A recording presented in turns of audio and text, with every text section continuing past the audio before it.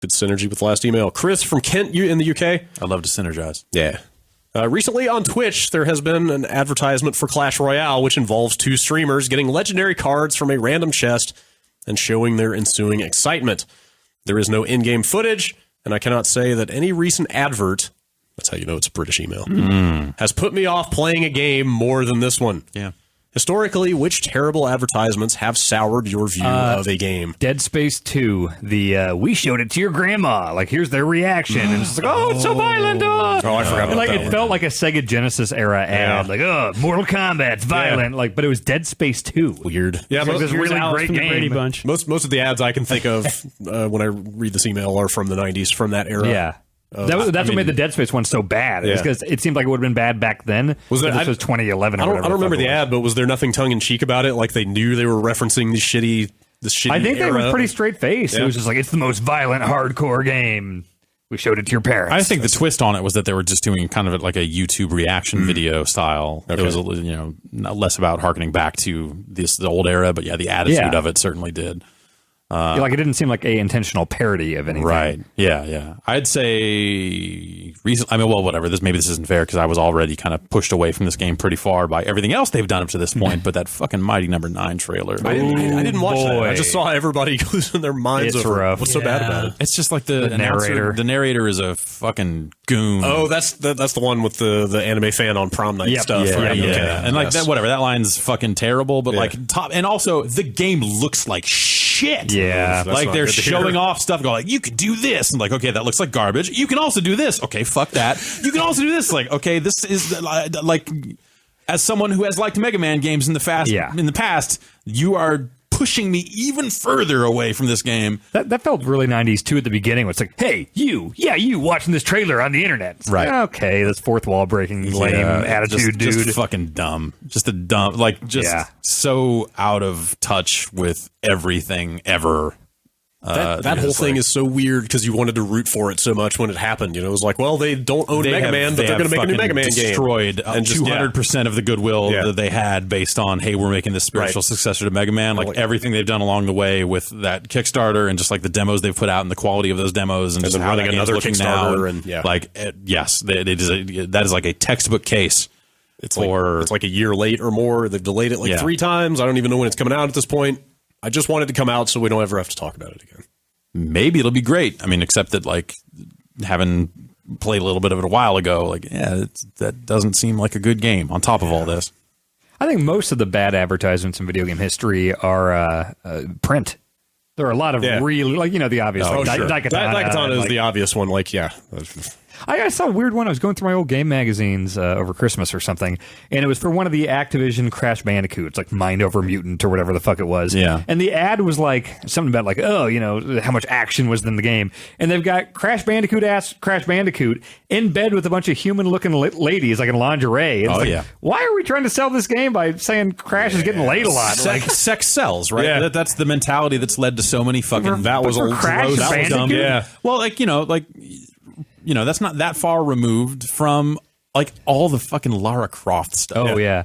Like the way Lara Croft, the character, got promoted to sell Tomb Raider with like virtual photo shoots, but then like also like all the ads and stuff. Just remember those Fear Effect ads? Oh, yeah, with the two girls. where they started and, playing that stuff up in a way that like was not congruous with the way the game actually was. Do you remember the Sega Saturn one? This was put out by Sega, where it was a 2-page ad. I was about 12 when this came out, so I remember this very distinctly. Yeah. It was a blue bed, and it had like this blonde, naked woman laying on it across both pages, and they put like little Panzer Dragoon screenshots and like Pandemonium screenshots over her nipples and down there. Yeah. And it said like, there's a beautiful naked woman on these 2 pages, but you probably didn't notice because you were distracted by 32-bit me. Yep. That was a Sega ad. It was a first-party ad, 2-page. When we were talking about the Neo Geo a few weeks ago, somebody sent in a magazine ad from that time, and it's like a lady standing there with her hands on her hips. She's in lingerie, and she's looking very pouty because there's a guy playing a Neo Geo in the background. Yeah.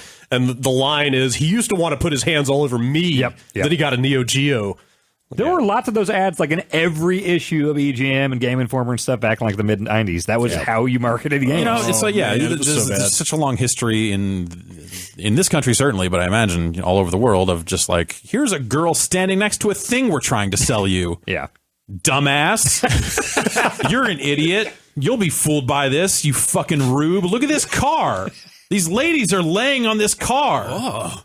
You should buy this car. Maybe ladies lay on your car. Okay. Like, okay, that's not even necessarily something I really... Well, I mean, all right. I need to get to work. These ladies got to get off my car. Yeah, like, I'm late here. This is not safe. Tawny Katane, please get off my car.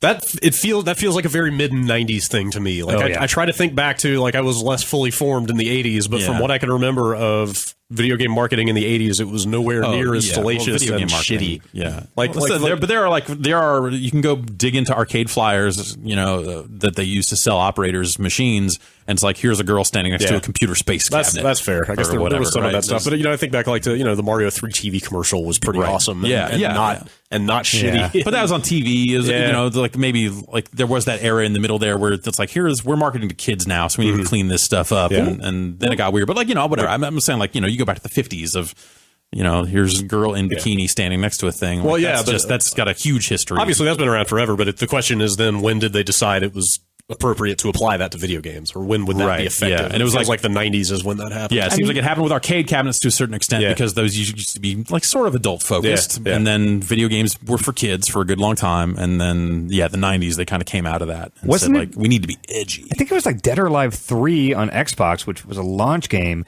where the commercial was the two dudes playing. It's like, oh, she kicks high, right? Yeah, yep. Yeah. Yes. So we weren't quite out of it in the 2000s. No, yet. definitely not. We're still not out of it now, true, right? Yeah. I mean, that stuff, like, there are definitely more people noticing it and going like, hey, fuck this. I don't know. I felt that shit was terrible, like, when it was Lara Croft and stuff, from the perspective of, like, you must think I'm an idiot if you're trying to sell me a video game based on this. Like, that was... Crash Bandicoot fucks a lot. I'm going to play Crash Bandicoot. When those fucking jean shorts come off, you're going to see some serious Bandicoot shit happening. You thought it was weird when Sonic had a human girlfriend. Oh, man. Does he wear the mask? What mask? The mask? Yeah, no. Yes, sometimes for protection. Oh, okay. Yeah. You don't want to know where he wears it, though. Oh, dear. That Raven Squad trailer. Oh. Yeah. Even 360 era. Yeah. That was not that long ago, but oh my God. Outlaw golf, outlaw tennis. Mm-hmm. Yeah, that stuff hangs around. Speaking of golf, did I just see the Dangerous Golf is coming out this week? Yeah, it's on the 7th or something. It's out pretty soon here. Yeah. Wow. Or maybe next week. I have not played it yet, but I do have a copy of that. Oh, cool. If you want to know that Raven Squad trailer we're referring to, it's on the latest demo derby. Yes. I wonder what the ads were like for BMX Triple X. I don't really remember that. I don't know. I'm sure they were very tasteful. I wonder if they even could run, or I bet if they did run them, it was like, we can't even show you what's in censored. That's parental advisory. That's the ad I would run.